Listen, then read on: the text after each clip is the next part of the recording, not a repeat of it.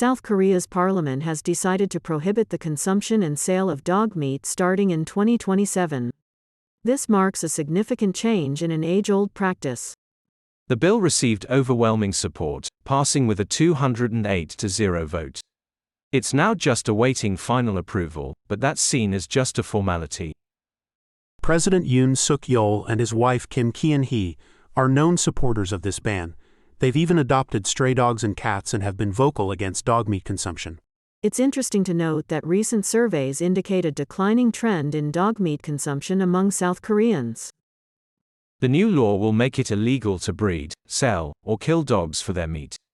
Violations could lead to up to 3 years in jail or fines of about 30 million won. This legislation is part of a larger movement towards animal rights, emphasizing respect for life and harmonious coexistence between humans and animals.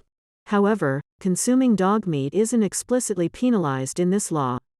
There's expected resistance from dog farmers, who plan to protest against the bill and even consider filing a petition at the Constitutional Court.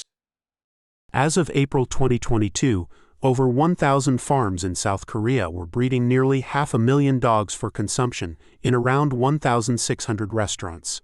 The bill's introduction aligns with the global movement for animal rights and reflects changing societal values and preferences.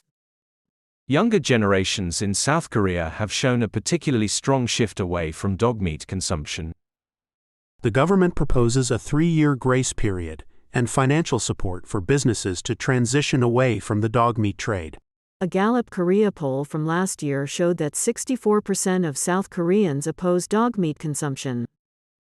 The same survey found that only 8% had eaten dog meat in the past year, a significant decrease from 27% in 2015. According to government data, there are about 1,150 dog breeding farms, 34 slaughterhouses, 219 distribution companies, and 1,600 restaurants involved in the dog meat trade.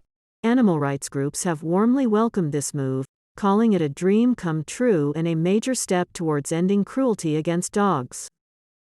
The bill's passage is seen as a compromise between cultural practices and modern ethical considerations regarding animal welfare.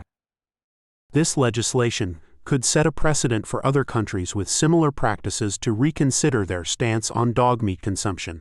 The changing attitudes in South Korea could influence broader regional perspectives on animal rights and welfare.